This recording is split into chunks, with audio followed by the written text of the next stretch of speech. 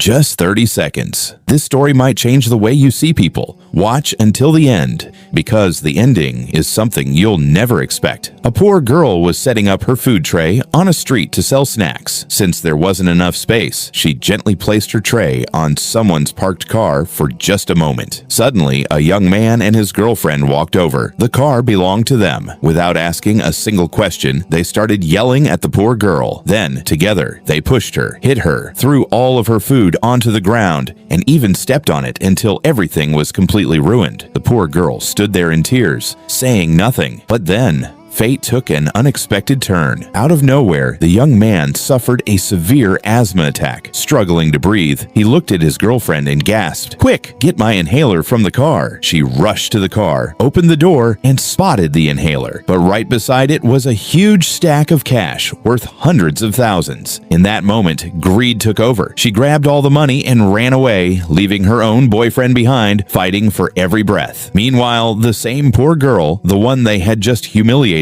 ran to the car, picked up the inhaler, and handed it to him without hesitation. He used the inhaler, and within moments, his breathing slowly returned to normal. With tears in his eyes, he looked at her and kept saying, "I'm so sorry. Please, take all this money. You saved my life." But the poor girl simply took enough money to cover the damage to her food. She refused the rest, quietly turned around, and walked away. The young man sat there crying because he had finally realized that real wealth isn't measured by money. It's measured by kindness, compassion, and character. Wait, before you scroll, if you were in the poor girl's place, would you have taken only the amount you lost? Comment yes or no below. I'd love to know what you would do. If this story touched your heart, don't forget to like, share, and follow for more meaningful stories like this.